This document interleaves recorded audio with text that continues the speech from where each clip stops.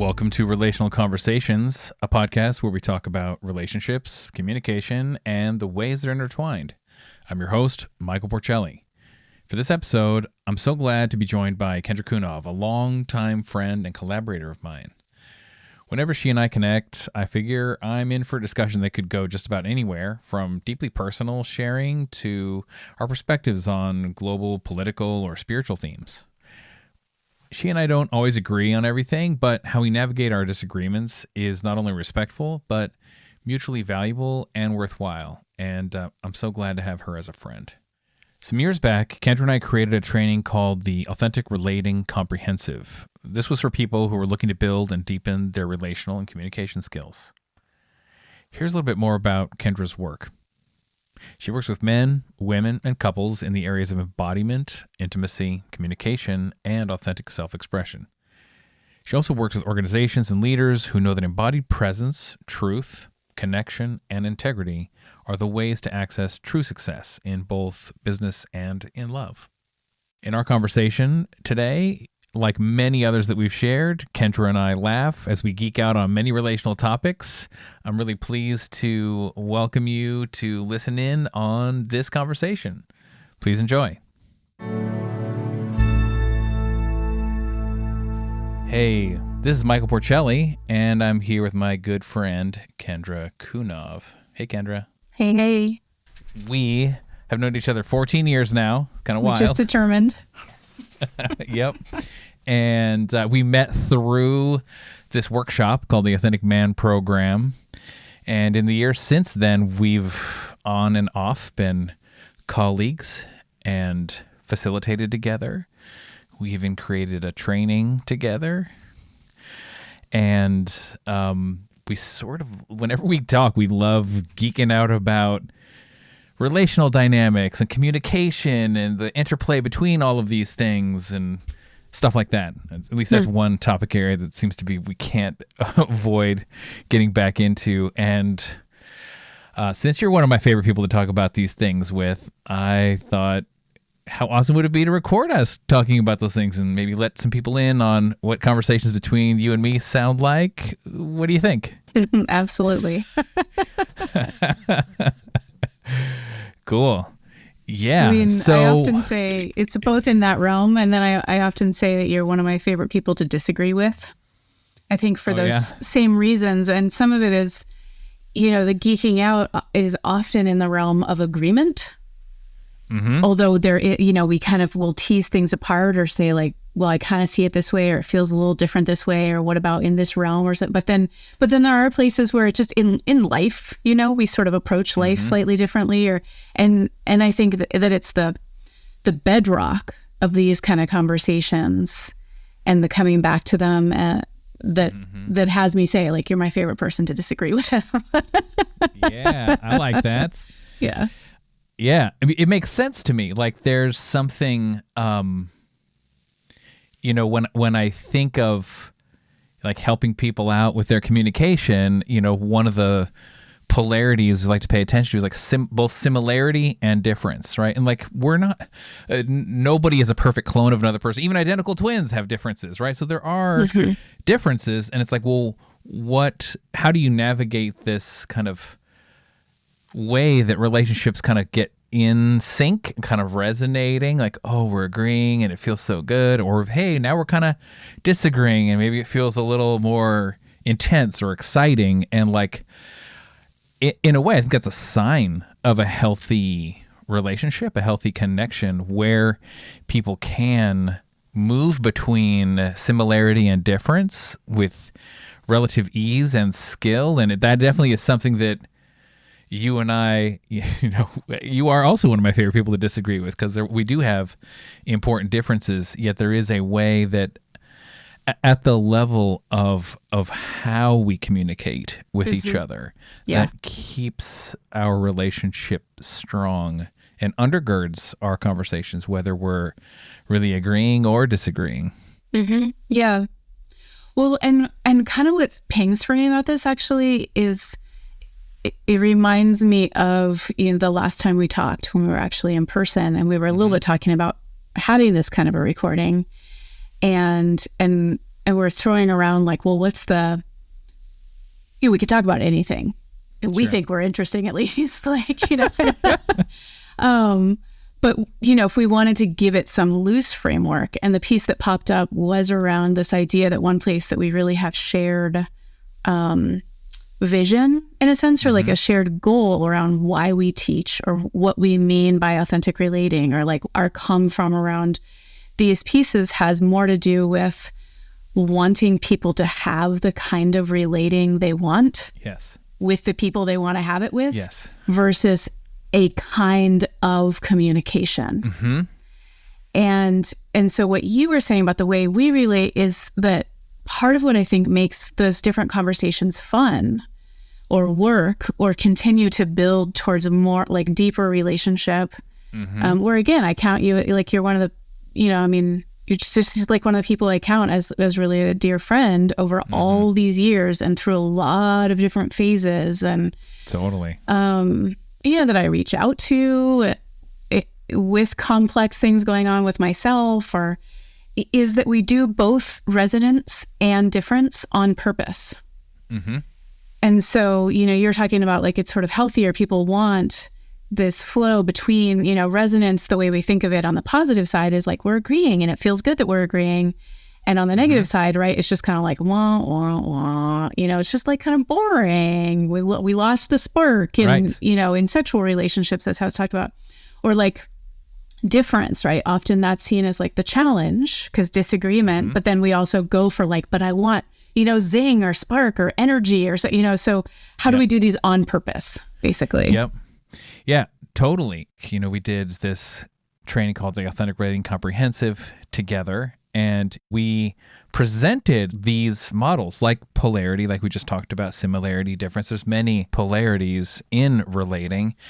And I suppose on the one hand, we're gesturing towards what healthy relating looks like in general, right? Like at least being aware of these different dimensions, these different ranges, these different polarities, so that people can have choice. Because I think a lot of times people don't even know what's on the menu or what's sort of available. They're just in a trance from their culture of origin, or just emulating what parents or teachers taught them, or media and whatever says.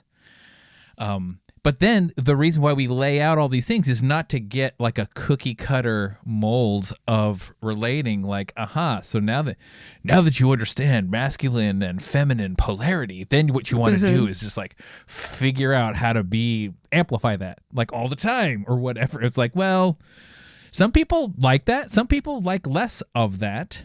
But some people don't even know that there is like a dial or a lever on that dimension. And so like giving people the tools to kind of understand what is available gives them the opportunity to make choices around it, for ultimately the goal of like, hey, people want their relational world to be, there is a little bit of a uniqueness to it, or a very personal, intimate.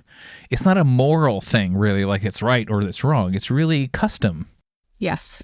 I mean, it's funny that you brought this up too, because I was thinking about, in some ways, one of the things that I actually think can be missing from the world of authentic relating is more attention on what each person wants.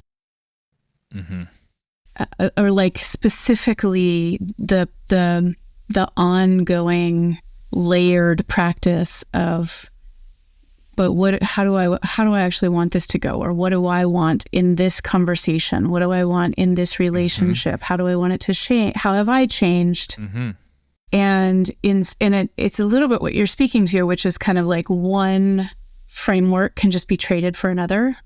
Right? Like we could, a certain overculture framework of like, just be nice, could just be traded for like, just say everything all the time, just share all your feelings. Right. And so, those are a little bit dramatic, but I think there can be that. And there's value to this, like giving specific formats for having conversations, because it starts to expand, but it can become just another framework.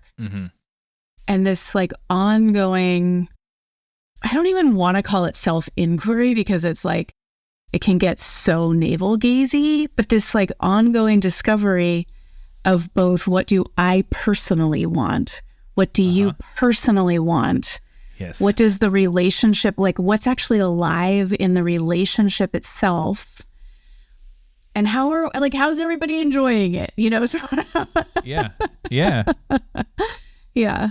There's a couple of things. There's almost some paradoxes in here, but one thing that you trace that I want to iterate to is like, you know, in when we've encountered people who like maybe first find something like authentic relating or circling or this thing they get excited about, it's like they're like, oh my gosh, I didn't really realize how much possibility. And then it's like, let me try to just do more of that. And it may be like, oh, more open or more authentically self-expressed or more connected, more of that yummy close feeling. Let's get closer. Like this, let me just reveal more like radical honesty. And we're just going to say what we really think. And it can become like a dogma if people sort of just get stuck there. I do think there is like a developmental phase that people go through, like when they find a community of practice of like, especially when they kind of find, you know, the relational communities of practice, it gets really, it can almost kind of have like an addictive quality to it. Cause it's like, oh, it's just us and our talking. Tell me about your feelings now. Like I want to hear what this is like. What is this like? You know, like, oh my God, it's like this and it's like that.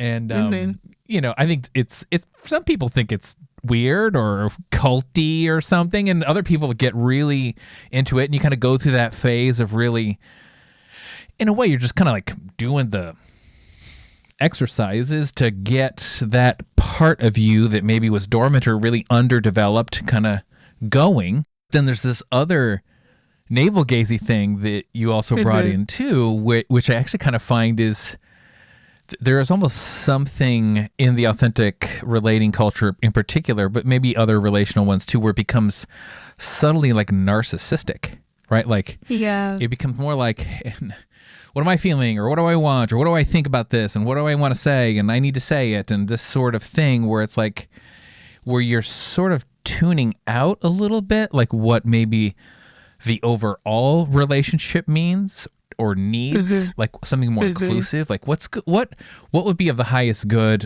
at least the way that I conceive it, for me and you and for our relationship.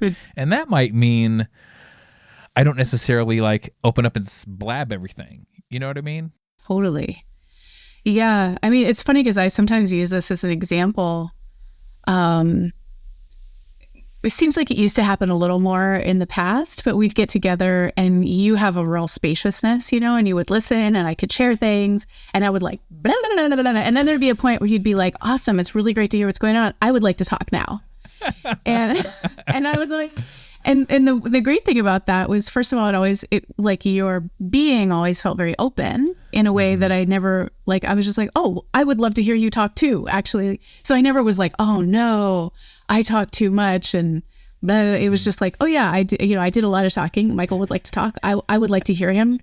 But yeah, this way, like how to bring in wider pieces. And so I think I was thinking of that in relation, you know, I mean, you might want to share right off the bat, but then also you just see I have a lot to share, and it's not like, oh, I guess I will just postpone my desires or wait, or somehow, you know, like, oh, well, can we fully do this thing that Kendra just has a lot to say? But then also it is true. I have, you know, and that also for the life to continue bubbling, Michael needs to talk too. Yeah, totally. Yeah, this kind of touches on, you know, I think another polarity. This is one of my favorite ways of talking about relational dynamics is in terms of these polarities. And this is another one where it's like, in a conversation, who's doing more of the talking? And it will feel a little bit weird if that's super asymmetrical in a relationship, like all of the time. Oh yeah, this is where I quietly listen and this person just goes, and that's how I would just characterize the relationship, and nobody really is kind of in touch with their desire for the opposite. Maybe it's like, sometimes I get tired. I love talking, but I get tired of hearing myself talk sometimes. Yes.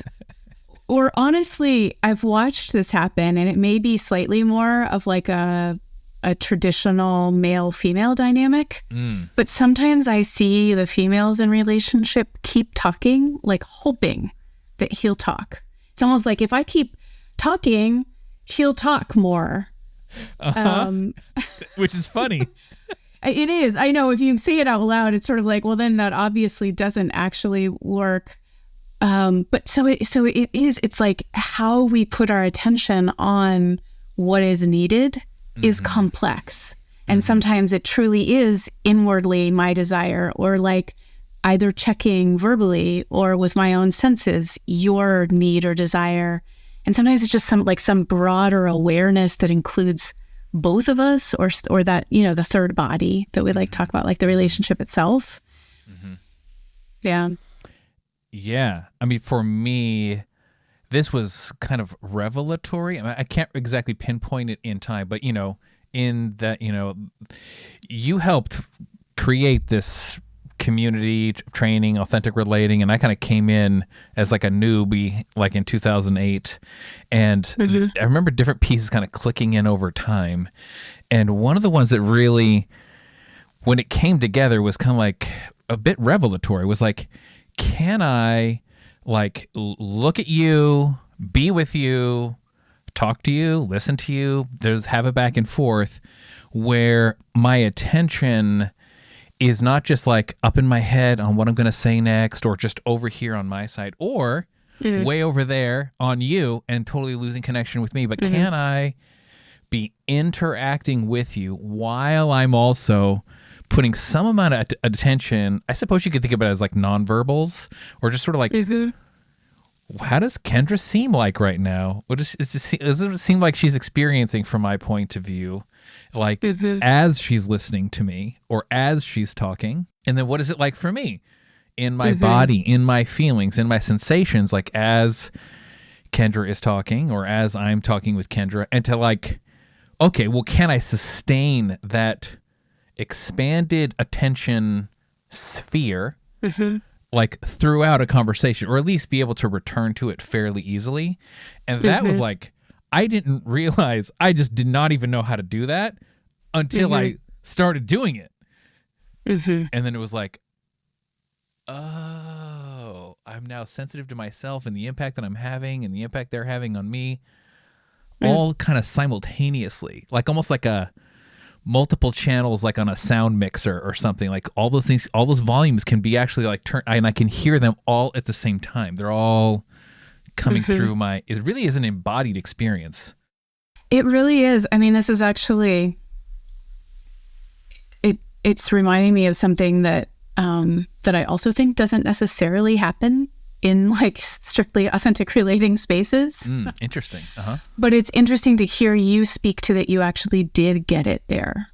Yeah. So what I'm imagining about this is like, it's possible. And it's a little like the way you described it, of that simply by putting ourselves in a space of something like lifting weights, or like we just do the things over and over again, and these other pieces can be learned without it necessarily being the specific intention. But I do think of that actually as that, like what you said, embodied, and that it is related to our nervous system capacity. And that's the part I was thinking about. Like we might talk about the nervous system because it's all the rage right now. Sure. But like what it means to both self-regulate and co-regulate, and like be able to regulate myself while in connection with you, or part of what makes these, I would think about actually, I can't remember now what I did. I did some sort of stupid thing and you were kind of upset about it. I mean, this is so long ago. Okay. But you called me, and first of all, I mean, you did bring it in a way where you were checking it out. You were like, hey, I saw this thing and seems like da-da-da-da-da-da. But also what was required was like something in me that neither immediately needed to defend against you or needed to collapse.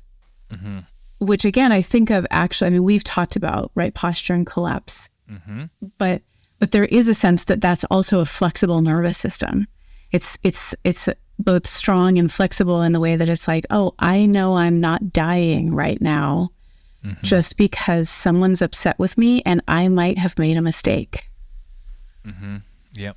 And that actually, this is why it's a challenge. It's like, in a way, that's not the explicit piece sometimes of when we're teaching in the relational realm, or we're giving people things. And it's a little chicken or an egg. But I also, there is a way that it's foundational. And like, oh, we can't continue. We can start and we can practice and see if this gets built. But there's like a certain plateau I think we'll hit where we'll just be going through the motions, right? Like people who do, quote unquote, do nonviolent communication, but it's just they have all the right words. Yes. But actually there is like either a defense or a collapse, right? Rather than like, oh, I can't actually be open to you. I was open to that I had hurt you. Yeah. And that there might actually be a place for genuine apology without that I am a bad person or I need to collapse in shame.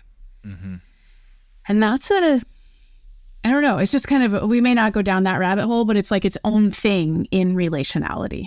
Totally. I love this. I've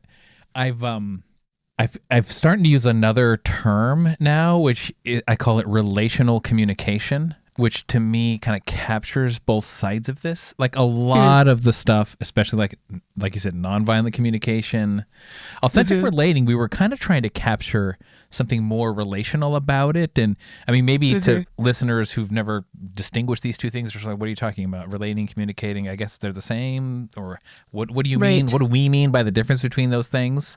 And it really is one simple way of looking at it is like the difference between the kind of verbal dimension and the embodied dimension.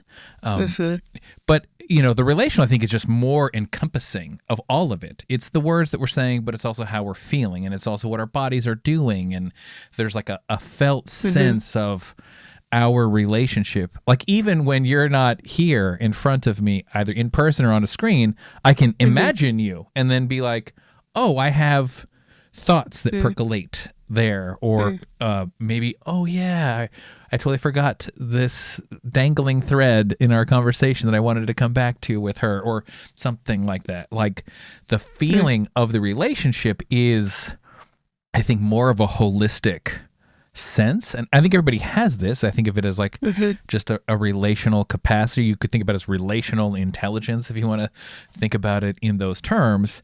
And it is the kind of communication that we do when we start to put words to these dynamics or ask these kind of questions like, hey, what was that like? Or you seem like this, or hey, this is what it was like for me, or this is what I want. These kinds of things are kind of using that verbal channel to essentially address this broader relational dimension. And I think a lot of communication frameworks just don't really talk about the relational dimension explicitly.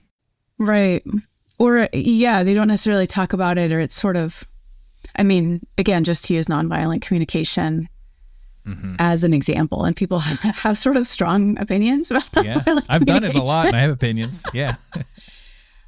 Yeah. I mean, people totally love it, swear by it, and then other people say it's like the most violent communication there is, anyway. So I just want to say I'm neither here nor there in a certain sense. And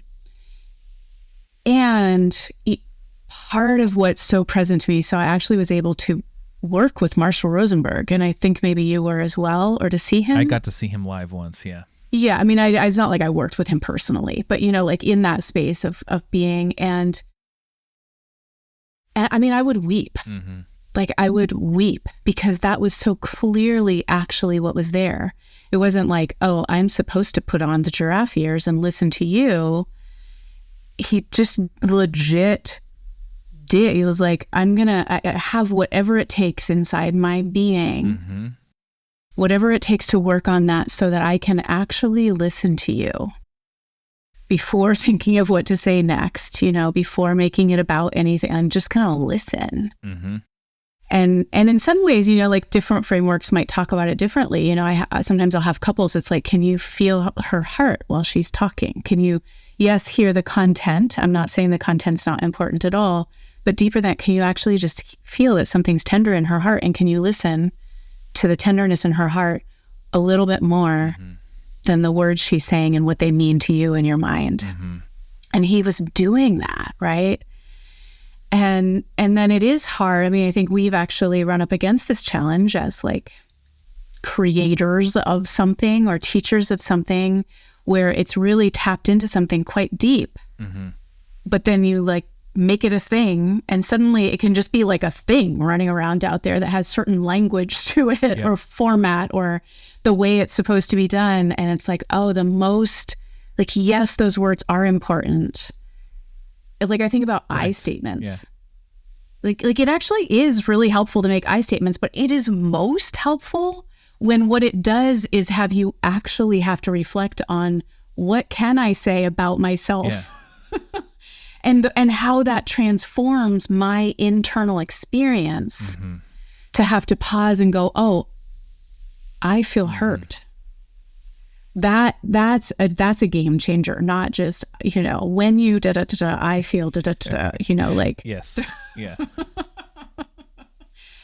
So I don't know where I was going with that, except that there, you know, it's like, how do we convey this internal piece, this embodied piece? Totally. There's so much to explore in this kind of territory of this connection between the verbal channel and the relational dimension. And, you know, as you were speaking, one of the things that kind of popped in my mind was this idea of congruence and the idea of receptivity. And I think of like congruence is when it's not just the words that we're saying, but it's like the words, our thoughts, our nonverbals, our body, our voice tone, they are all aligned or they're almost like mutually reinforcing, right? And like when somebody is really congruent, it's very impactful. Like you might even say like, if an actor, like in a movie, is very congruent, it makes them a really authentic actor. We know they're pretending, but they're doing it really well. And that capacity for congruence, I think, is, I suppose, the channel or the principle, you might say, that connects this embodied part with the verbal part. You know what I mean? I do. I mean, I kind of have these two things that spring from it. And one part was just having me circle back around and go, okay, so how does this actually, if we go, what we're really interested in is people having the kind of relating they want with the people they want to have it. Like, how does this actually impact? And what you just said, like one of the ways I think it does impact that is, one of the places that people can get stuck is then I can only say what I feel. Like if I'm angry, nothing else can happen until like it's just, or I don't know, there's like that sort of, because it's congruent. Yes. And again, there is this part, you know, I mean, it's true. I mean, we'll just say French, I'll go, you know, it's easy to look at in intimate relationship, but like, even like with you as a friend, that if you were hurt, I was hurt. There's congruence also in dropping down below the hurt, not to pretend like the hurt isn't there, right? It's not hopping up above it to bypass, but dropping down below and going, okay, and is the way I'm relating in congruence with the love that I feel, or the ways that I'm actually genuinely devoted or committed to relating, maybe in general, but specifically to my friend Michael Porcelli. Do I want, like, am I committed to being kind to him? Am I committed to being curious with him? Am I committed to caring about how he feels as well? Like, am I committed, you know? So there are these, and they might be a little bit underneath, like, I can't believe you fucking did that. Right. And I can't believe you fucking did that is also true, right? It's not to be lost, but it's like, how am I going to share? I can't, you know, and how we find congruence of like, man, I gotta say, I'm having a really hard time being kind right now because I'm really mad. Is actually kind, congruent, and authentic. Right? So like, this is where it gets complex and layered, and we go, okay, so all of this is actually important when we're talking about long-term relationships, both colleague relationships, client relationships, intimate relationships, friendships, our families. right? Yeah. So, yeah. That layered thing kind of reminds me of the thing you said earlier about we're just expanding our capacity in a way, or Yes. like at what point or do we just get hooked by a thought or a certain feeling and feel like, oh, I have no other choice but to just whatever erupt or get hijacked somehow. And in a way you could be like, oh, I'm being really congruently angry, right? I'm raising my voice and I'm angry. Yes. But it's like selective. It's like there's just a part here that's talking, and like if I have the capacity for more, you could say it's a capacity to be with more intensity or just more feeling or just a broader aperture on my entire experience, more inclusive. Yes. Then I can be like, at least the way it shows up for me when I'm doing it well, or I feel like I like how I'm doing it. It's like, oh, there's that anger. Here's this person. And I can be like, all right, I could go into that now, or I could go into it at another time, or I could say a little bit about something now. Hey, I recognize something is going on for me, like, and I would like to talk about it. I don't need to talk about it right now, but when you're available, I think it would be good for our relationship or something to talk about that. So I can, and then when we actually talk about it, then I can like put it more in the center and be like more congruent with the sadness or the hurt or the anger or all of the above. Like, and oftentimes if I'm really committed to openness, authenticity, vulnerability, these different layers or different parts kind of want to have a little piece of the conversation, right? Like, oh, the angry part, this is the sad part, the hurting part. But I don't need to feel like an urgency to like do it like immediately just because it's there. Yeah. And what strikes me is that I think a lot of times what I witness people doing is, in a way, it's trying to honor the different parts, but it's by detracting from them. And so, for instance, sometimes there is just the full on, I had to talk about how mad I am because because that's what's most authentic. Or how disappointed I am. That's another one I see, like sort of a habit pattern of like, well, I'm really disappointed that you didn't want to da-da-da-da-da-da. And we're just going to stick with like the disappointment versus the like, what do we actually want together? But there's often it's almost like a ping-ponging back and forth between, well, I know you didn't mean it, but I feel it this way, but you didn't mean it, but I like you, but it's this, rather than being able to fully land in one or the other while knowing that the other is there. Yeah. So sometimes, and again, it depends like for certain people, but it's sort of like, hey, let's give a little more space to the anger part or the hurt part, or, to be fully expressed in this moment for a purpose. And no ping-ponging out about how they're a good person and they didn't mean it. Like, because it's having this part kind of hold on, because it's like, but I didn't really get to express, Exactly. But then the same way where it's like, well, if I have to always come back to their positive intention, or if I'm, like we're on that, but then we ping into, and then we sort of consistently like find ourselves irritated about little things because we've never really been like, actually, I'm kind of pissed about that. Yeah. Yeah. I love that. Like that ping-ponging. It's interesting because it's like we do have these multiple parts, and if they're all, it's like, okay, I'm gonna now start revealing, and it's like it's almost these little parts are inside trying to like grab a hold of my tongue or my mouth and like blah, no, but they're almost like interrupting each other. You know what I mean? Like yeah.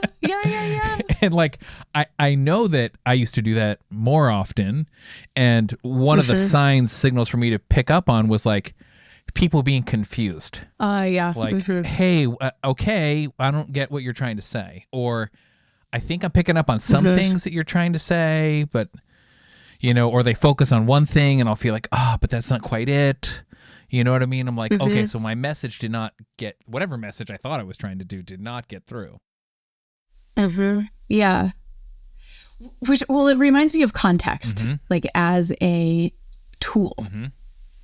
And I love what you're saying because I think it's so valuable for people to actually notice the impact of these. So, what was a signal for me was, at least these two options, sort of. One is that they're confused, and the other is that I actually don't feel gotten. Yes. Like they're really trying. They're going like, so what I heard you say is, and I get da-da-da-da, and you're like, but no, this thing too. Yes. And then they're like, okay, blah, blah, blah. And then at some point they're like, I don't know what's going on anymore, right? So and there could be other signals of this, but those are two big ones. And I really love that visual you're talking about. It's like they're trying to grab your tongue. It is like little gremlins or something, like, I need airtime. Yep. And the way that this weaves with that building of the capacity, right? Like the wider aperture. Yeah. Or the capacity to know that something's there, but not address it and meet, like everything is not urgent. Yeah. And I think, certainly this happens just in people where we go like, okay, so go in with like a context. Mm-hmm. Stick with that context. Say like, this conversation is for you to feel heard. Mm-hmm. That's the context. Okay, great. So that requires that I have some way of settling the part of me that needs to feel heard, or my responses, or that didn't happen that way, or the agreement, disagreement. Like it requires that I have some way of settling that, and that I'm resourced enough to access it. Mm-hmm. So that we can like fully handle, do you feel heard? Yes. Great. Now let's just walk away from that for a minute, let's just take an exhale. Let's have some water, let's go for a walk. Sure. Yeah. Tomorrow I need to feel heard. Sure. Yeah. Or like, so things like that, or I have like something I need to talk with about, I think about like with my partner, right? It might have to do with parenting, and there could be like a bunch of things in there, but I'm like, okay, we're going to stick with kind of one thing, so that it doesn't have that confusing piece that you were talking about. But we were talking about this. Now we're talking about this. We didn't come to any conclusion about this. Is that somehow related to this? I can't really tell. Wait, did we talk about anything at all? Yeah. Yeah. And do we feel more connected? Or are we like, what just happened? What just happened? Totally. Yeah. Yeah. Yeah. Without that kind of, I think about it as like a certain kind of self-discipline, or just a intentionality, awareness. It does, because when you do have a relational conversation, communication, it often is arising from some felt sense of tension, right? Like, and oftentimes we experience tensions in a negative way. Sometimes it feels like aspirational, like a positive potential, but a lot of times it feels like, oh, okay, we got to have a talk about this. And it's like, oh gosh, and then it's like this thing, and then it's going to be tense. And that discomfort, or you might say that kind of lack of capacity to really be with it all, does even the conversation starts to feel urgent, right? And the parts are competing in me, the parts are competing in you. You might seem to be confused about what I'm saying, but I also feel confused about what you're saying. And then people start repeating themselves, and it's like, okay, why is that person saying that again? Like, do they think I didn't get that? Yeah, exactly. Right. So it's like, oh, can we slow it down? And then this principle I actually got from holacracy rather than from authentic relating. I've actually incorporated it into what I'm calling MetaRelating now, which is sort of like my own kind of evolution of some of these processes. And the principle is one tension at a time. Process one tension at a time. And in holacracy, it's in the organizational context, but in the relational context, I think about it as like, oh, cool. Like this is my turn to be heard and understood until I feel like that's done, right? And there's actually the sense of like that tension, or maybe that part of a larger tension, getting satisfied. It's like, I feel the thing. I really need to be understood and heard right now. And I could be, please, will you do that for me? And you're like, okay. And then I know you and I have had some moments where it's like, just this one thing, Kendra, like, just listen to me and understand me. That's all I need right now. Right. And then I know, cause we have enough trust. I'm like, I know my intensity will kind of like, whew. So I was like, okay, cool. And sometimes that's it. It's just the one thing. But oftentimes it's like, okay, now Oh, here's the next thing. Whatever the next thing is. I actually really now feel totally curious about you. What was that like for you? Oh, now I want that to be resolved. Okay, now I heard. I feel, and it's like these tensions are, I don't know if it's like a ball of a knot, like when you're untangling a string and there's all these little parts. Okay, we're just going to focus on this tiny little part over here. Oh, that one's done. Oh, very nice. Okay, now, this other knot, part of the knot, the tangle needs to get sort of untangled. I don't know what the right metaphor is here, but it does sort of feel like if I'm just trying to like untangle the whole thing at the same time, I'm just going to make more knots or like tighten them up. You know what I mean? Like just I'm pulling it from all the, but if I can like zoom in on a thing, just untangle the one piece. Okay, now we're just kind of resolving it one little knot at a time. I mean, I think it's a brilliant, even just a phrase, right? One tension at a time, because it's like, oh, I know what that means. Yes. And it is often that kind of a thing that is like, you'll bring attention to me, or, it's like, or it happens in relationships, right? In intimate relationships, someone sort of brings a thing and then the other person's like, yeah, well, you never da-da-da-da-da. It's like, new tension. Right. That's another thing. That wasn't even. And also it's like somehow I was going to ignore my tension until you brought attention. And then my tension went like zip. Yep. Yeah. So it's just, for some reason, I like the analogy you were using, like the tangled ball of yarn. And I don't think this would ever really happen, but the image I almost got was of like a whole series of slack lines. And I don't know if this is true about slack lines or not, but I was just thinking about like things that are kept in tension at some point. They probably need to be released sometimes, or they like lose their, it's like a rubber band, right? It loses its thing. And so your relationships are like this. Like the truth is that there might even be a certain amount of tension we want most of the time, right? So we're sort of checking, like, is this actually is everything like slack? Nah. Right. And so and then we'll kind of like bring attention to tension it up, rather than like, oh, how can we have some, dissonance or polarity on purpose? Yeah. Yeah.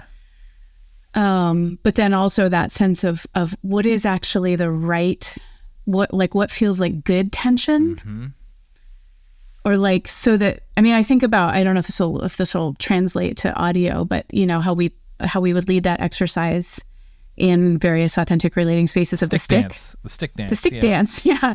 So that there's two people and each person has one finger on the end, one end of a stick, one end of a stick, right? And you have to have enough pressure so the stick doesn't fall. But if you're like pushing too hard, like nothing can really happen, or you're just kind of pushing at each other. Yes.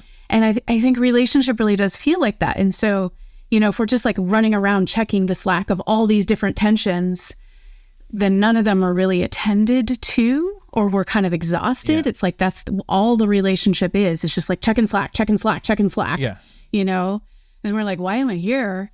Or do they get real, loose, or are they flabby, too tight, or like so what? How do we kind of be in this dynamic space of? And I just like one tension at a time around that. Like, hey, that's kind of just useful to. Bring into the space, and then be like, okay, great. Maybe now we can pay attention to the ground that just feels good. Yep. And then bring another tension. Yeah, I think high level, like you're talking about, you and I, is sometimes we can do another tension right after. Yep. But a lot of times you really can't. It's like we have to actually pay attention more to like the trees that the slack lines are attached to, or the ground, and just enjoy like the solidity for a minute. Yeah. Take a breather. Feel connected. Go more towards the similarity, or the parts that are good. In anything in practical terms, it does sometimes unfold in this way. You could imagine if one tension at a time is a thing, but then also the difference between sort of like the difference in similarity. It's like, hey, we're cranking through, okay, that felt a little bit uncomfortable. We reached a good resolution. Okay, but then we went into another one. And sometimes our bodies or our beings, it's like, okay, like if tension of a certain kind, like stacks too high or difference, like that rubber band starts stretching and then, some part of our maybe more primordial brain is like, are we okay? Like this is feeling kind of intense, or like, should I start being afraid of this person, or like, just tell me something you like about me. Come on. Like, I mean, are we still friends or what? You know what I mean? Like, which again, to me, this actually loops back around to this piece of expanded capacity. Mm-hmm. And can I, maybe I'm upset with you, but can I, long term, can I just also remember to tell you things I like about you on a regular basis? Mm-hmm. And can that be true even when I'm upset about you, mm-hmm. or upset with you? Mm-hmm. Like, I'm irritated about this. Something I really like about you is, or I consistently find that I appreciate this. And again, it's kind of that, like, it's almost down deeper. It's like it's underneath mm-hmm. some of the tensions, but it's also true. And I think that gets lost sometimes in the authentic part, mm-hmm. is like whatever is on top seems like, well, that must be what's authentic, right? I'm disappointed in you. I'm angry at you. I'm upset with you. I want something from you. You're not doing the thing I want you to do. But underneath that, actually, there's appreciation. There's love. There's, mm-hmm. Long-term gratitude. Yep. And those are also true. Yep, totally. And there's a little potential misfire to just like go over the top with nice. You know what I'm saying? Totally. He's like, I'm following their advice. It's like that management thing. It's like, if you're going to like give somebody critical feedback, say something nice before and something nice after. And now people call that the shit sandwich. And they're like, oh, okay. You're saying something nice. Get to the crappy part, please. All right. Right? Like, and you're like, I don't believe any of right. It's like, okay. But it's tricky, right? But part of that is some mm-hmm. of the congruence, or like tapping into a deeper mm-hmm. layer where it's like, I am doing the acknowledgement or the appreciation, or at least my intention is to do it from a place that's really genuine. Mm-hmm. And, I suppose if I'm mm-hmm. like, talking about some intense way, I'm upset at you and I'm like, and I like your hair, I mean, that's a little like, okay, come mm-hmm. on, dig a little deeper, Porch. You know what I mean? Like, but I can definitely be like, yeah, that was really hard for me to say. And just the way that you repeated it back really felt mm-hmm. good. And like mm-hmm. you really were listening. Mm-hmm. And I want to thank you for that and let you know I recognize that. Mm-hmm. It had a positive impact the way that you just listened to me. Mm-hmm. Mm-hmm. Then it's really arising from the actual moment that we're in, right? It is sort of bringing in another part, like, oh, this part that is sharing with you about something that was upsetting, about you, right? Like, can mm-hmm. pause for mm-hmm. just a second to like, oh, but yeah, it's like ground of health kind of thing, almost like I'm reconnecting to this underlying structure that is the thing that we have built together mm-hmm. over all these years, and letting you know, I feel that. I feel the support of it under my feet. Yeah, which again is kind of the embodied piece, right? Like, I'm actually feeling that. Yes. Even in the midst of this. And that's, I think that example is so beautiful in terms of like, actually, you could actually be in a heated moment mm-hmm. and still feel the ground of relationship underneath. Mm-hmm. Or I just think about these like long-term relationships, like you and your brother or something. Yeah. And you might not be in a heated moment, but you also might not be like loving him completely. Sure. And it can be like a consistent, like, oh, but I have a practice of actually touching into what I appreciate about my brother because it matters to me over time. And I think about that, like if you're talking about in a work situation too, like a boss, rather than now I'm doing the shit sandwich thing. I think that's hilarious. I mean, it's funny because I actually just said this to my partner yesterday about how he relates to our daughter. Because he just is like he doesn't mean to be critical. He like so wants the best for her that it's always about what she can do better. And I just saw her really kind of go down the other night, and I saw it impact him. And so I was having this conversation, and I was like, what if like, not that he's not going to hold behavior standards, like, no, you may not speak to me like that, or I have boundaries and limits. So it's not about, just like blah, making everything really nice. But I just said, like, what if you took on, for a couple weeks, every time she did something you saw how she could do it better, different, or she had better form with her diving or her cycling or her, creation, but that just for a couple of weeks, all you did was say what you saw that was great about it. Yep. And I think it actually is helpful for both, it could be more people, but like, we'll just say both people in a dynamic like that actually serves him because it trains his attention differently. And it serves her because she's receiving this positive about what's actually, and it's not make shit up, but like, wow, that was brave. Or, I saw you almost fall and you caught yourself. And putting attention on that rather than like, maybe don't do that thing so you don't almost fall. Put the attention on like, I saw you caught yourself, and just keep training. And that there, again, it's kind of like what's between them, something slightly different gets woven than that this is always a space of criticism where his intention is for her life to be better, but her, the impact is that she's like, Dada hates me. She doesn't really think that, but like.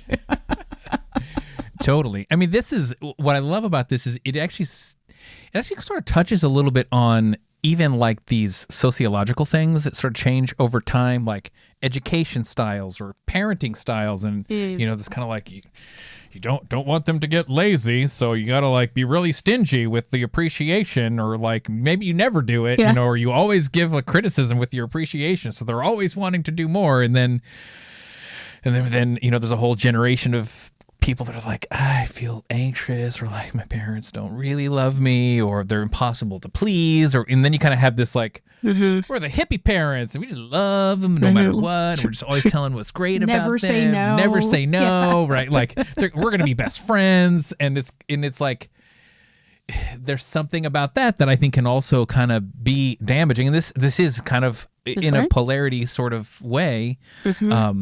Something to honor both of, right? Like this is, like, if I think about an intimate relationship or just a really effective colleagueship with somebody, it's like, hey, sometimes I kind of want to hear what you think I could be doing better. You know what I mean? Like we've built enough trust that like, you don't have to just be nice all the time, and I can take it, and I know I'll be better. And I trust you enough in a way, like this is kind of one of these relational principles of like, we have blind spots. So there's sort of like the totality of how we express ourselves in the world, and then there's this kind of version of ourselves in our own mind that like, this is what we think we are, and this is how we think we're impacting the world, and it's like, it's accurate to a degree, and it's just inaccurate. It's just like ways that you're off, or it's in a blind spot. And like, I need trusted friends to help me. It's like having a booger hanging out your nose. Like, please tell me, don't just let me walk around with the booger hanging out of my nose, right? It's like, Well, and it's funny because you and I were joking at the very beginning, and they probably listeners won't hear this, but about the bossy lady on Zoom who comes on and tells us that it's recording. Yes. And we were joking about informed consent. And in my own mind, of course, I'm kind of like, I don't know, is that maybe we always want that, or sometimes we want to play without consent? But the truth is that I think when we play without consent, it's always in some wider context of that we've chosen, which means that it is consent. Like, it can get a little, weird when we do this, but that's what strikes me as that same thing is, and this goes back to kind of our intention is how do we have the kind of relating we want with the people we want to have it with. And it does require these pieces of context. Like, hey, for today, we're going to play without consent, like just you and just me and just for today, which means that it's in the realm of informed consent. But in that place, this is how we want to play. Yep. Or when you come to this event for 2 hours, you're going to say everything you think, right. Or feel, right? We're going to do radical honesty, and it's going to look like this. And you're just, and you're not going to do anything, you don't want to be part of a conversation. You just walk away, it's like, that's the realm. Or you're going to come to this event and you're going to ask before every single thing, right? Like we're all agreeing that when we come, I'm not even going to talk to you without saying like, can I talk to you? Or I'm not like, is it okay if I come closer? Or we're just like, and we get to create these different realms. And I think, it's what people like about coming to events, like quote unquote authentic relating events, or like all these different kinds, or polarity events, or, just different kinds of relational events is like, in a way, people relax a little because they're like, oh, that's what we're doing here. Yeah. And then we also get to play a little more full out because there's agreement. And I think, like you said at the beginning, is in some way, all of us at some point forget that we actually can do this in all our relationships. Right. Yeah. And sometimes it can be kind of radical, like the examples I gave, or it can just be like, hey, want to try talking to each other like this, or want to, like there's something I'd like in our relating, like how can we bring that in? And we actually get to say, we do actually get to say how we want things to go. Totally. It's like a radical idea. Yeah, totally. So like, I want to come back to this point, like maybe indirectly, because like there's another thing I want to make sure we include in our conversation here, which is almost kind of the spiritual version of like, especially people who love circling kind of go into this thing, and it's like this, there's radical ground of being, or we're all one, or there are no boundaries. Like if you really examine it, the boundaries dissolve, and like they're just constructs, right? And all of this, which I suppose is kind of true. I mean, in a way, like, I suppose it depends on your metaphysics. I didn't really consent to exist. I just fucking am here. You know what I'm saying? Like, I didn't consent to my genome. It's just my genome, or whatever, right? Like, somebody speaking English speaks words, and my brain makes thoughts out of those words. I can't not consent to that. It's just like, so there are these blurry boundaries where it's like, oh, and like if you sort of flip into a certain orientation towards like the dissolution of boundaries, or the oneness, or the ground of being, or the interbeing, or whatever you want to call it, that can be a beautiful, wonderful thing that happens at spiritual retreats, or when you meditate a lot, or when you do a lot of circling. Wow, it can be profound even. And like, however, what I find happens is people kind of go like, that was cool. Yes. Let's just always be doing that somehow, or at least always be trying to like steer every conversation or interaction, or even make our relationship, the Kendra Porcelli relationship, about that thing. So we're just, you and me are always trying to deconstruct our boundaries so we can feel the oneness, right? It's like it becomes almost like an implicit bias to all of our interactions. And it's like, that I don't know if that's actually healthy. I mean, maybe there are some spiritual teacher-student relationships where it's like, that's what we're doing, and so long as you're going to be like this close to me as a spiritual practitioner, and I'm the spiritual teacher, for example, like, then great, you're gonna come at me with something, and I'm gonna dismantle your boundaries, and like that's kind of just.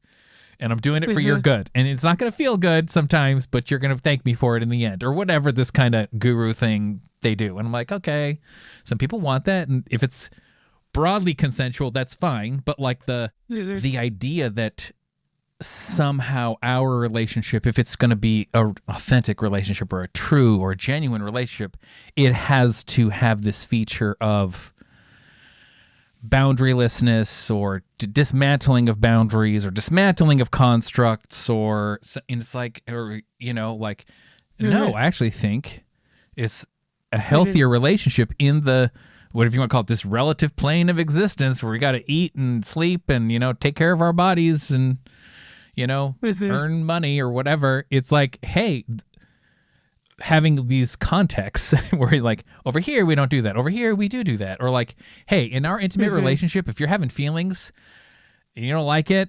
that's great, I want to hear all about that, but please don't just like throw out willy-nilly like something like, and maybe this is why we should break up, like, right, like, because that undermines my ability to kind of work through this with you. If it sort of feels like at any given moment your feeling might be also a threat to our relationship, that's not what I would call like secure attachment promoting like communication, right? There's a way that secure attachment, if you kind of believe in that construct for an intimate relationship, requires like affirming the relationship itself in order to explore differences. Even if you're like, I don't really feel like affirming our relationship right now, like it might be healthy to do so. So these boundaries, or these rules, these constraints, you might say, are sometimes necessary, but not just necessary. They're like, if we want to build something interesting or beautiful in this way, they're useful.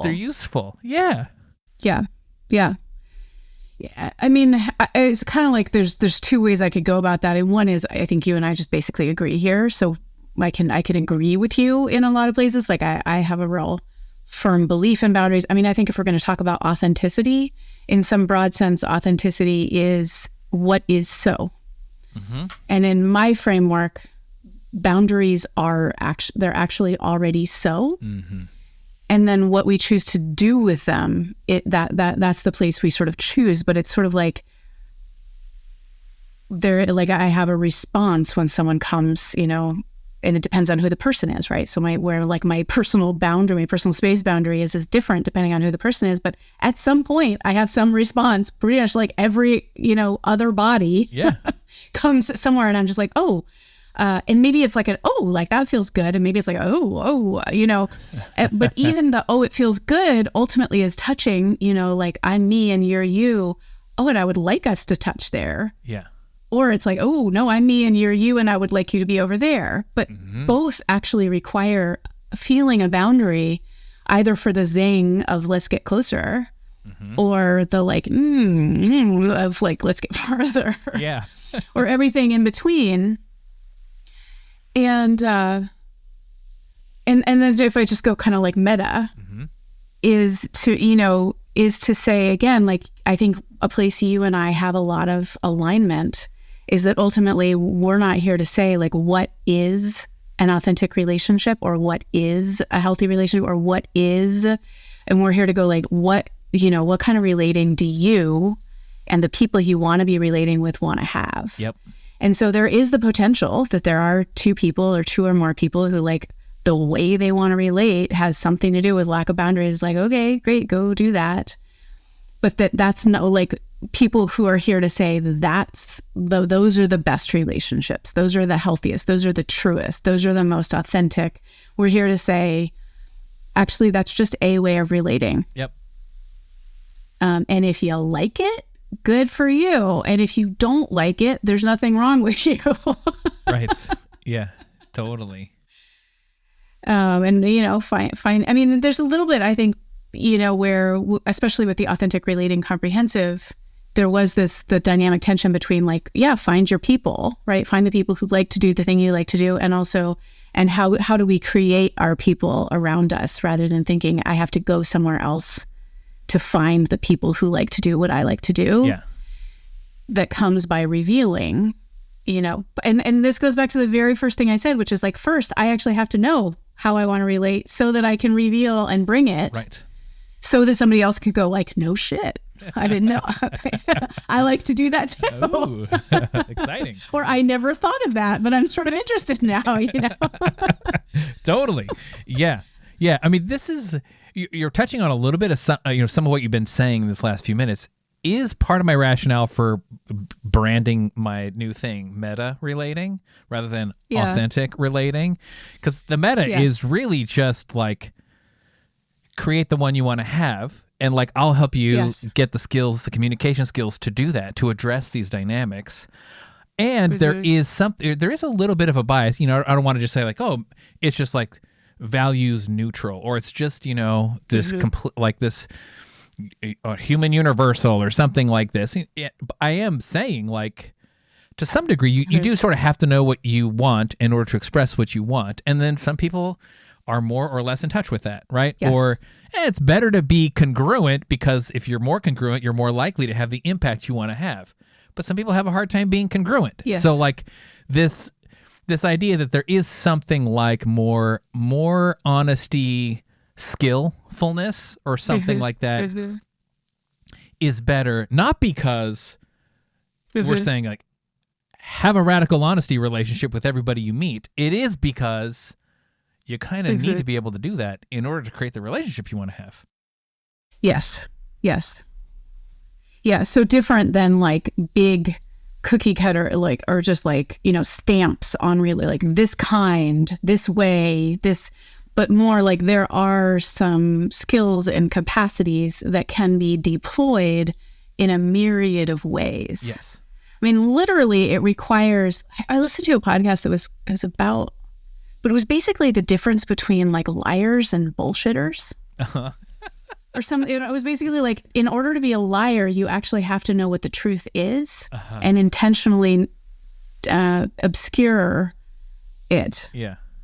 Or divert from it. But like bullshitters actually don't care what the truth is. They're just kind of bullshitting. Yeah. And so I hear this thing, it's like, even to have, like if you want to have this is where we're getting, like in our last few minutes, we're just kind of crazy dance. Like maybe you want to have a relationship where you just lie all the time, or like you withhold, like maybe you like withholding or something. But it's, in a way, you have to have that honesty to be able to do it, rather than just like it's somehow randomly, it's just happening. And I don't actually have any choice about when I'm lying or when I'm not. Or I don't even know if I'm lying because I don't even know what the truth is. You know, it's like, in order to tell a good lie, I actually have to know what the truth is. Yeah. Yeah. So it's, you can even play weird. I mean, this is sort of what I like about these very intentionally constructed communities that do almost extreme. It's almost like extreme relating games, like the BDSM people. It's sort of like, hey, we have a lot of rules. But the reason why we have a lot of rules is because we get to do fucking crazy shit. You know what I'm saying? Like, we can do that? Oh my God. Okay. Like, you know, even in, I suppose, a more casual. Have you heard of this? There's this board game called Secret Hitler, where the whole game is about lying. So you just play. It's like, okay, for this period of time, we're going to do this game. And in order to win, we have to like trick each other more successfully. And it's like, that's super exciting and fun for a while. But like, you know, after I play a lot of rounds of Secret Hitler, I'm like, this is not good. Like, I want you all have to leave my house. Like you done. Can't even stay in my house because, like, I don't trust any of you anymore.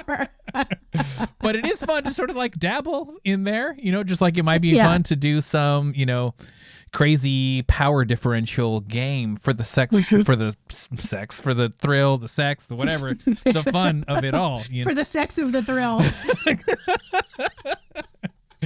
But yeah, like this is why context, you know, I put way more in the foreground, you know, rather than this kind of like always more authentic or always more empathic or always more connected sort of biases that I kind of got really kind of accustomed to in the authentic relating community or movement, whatever you want to talk about, is like, actually, let's foreground things like context and relational agreements and like intentionality where we can, okay, like it's more practical. Because, you know, I talked to a friend of mine. I mentioned her to you last time we talked. She's like, oh, yeah, I used to be into authentic relating, but I don't do that anymore. Yeah. And I was just like, I guess that means something, like that you don't prefer to do authentic relating, but like that didn't compute in my mind, because the way that I have always related with it is it should be usable for you to create the relationships you want to be having. Right. That as I grow and evolve in my definition of authentic, like what is true for me and what my desires are and the kind of relationships I want to have, as that evolves, so does authentic relating in its meta sense, right? Yes. Therefore, meta relating, you know, ding. Yes, ding. We did it. Branding complete.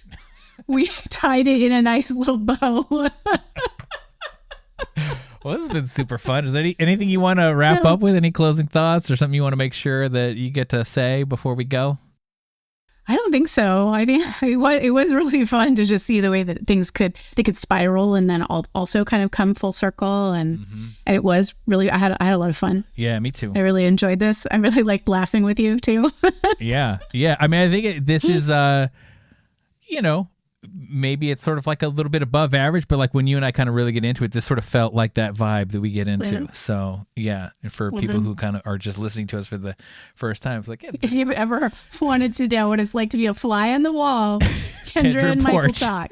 This is par for the course in many ways when we're getting nerdy. Anyway. Maybe a little bit less like swearing or something. Sure. Especially when the kids are around or whatever. Anyway, this has been beautiful. I've had a great time, Kendra, and I look forward to doing it again with you sometime. Thank you for doing this with me. I really appreciate it. It's a pleasure. Relational Conversations is the official podcast of MetaRelating, an innovative approach to communicating effectively about your relationships, whether personal or professional.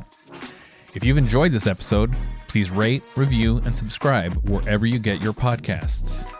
And check out our resources, training courses, and events at metarelating.com. This podcast was produced and edited by me, Michael Porcelli, founder of MetaRelating. Thank you for listening, and stay connected for more.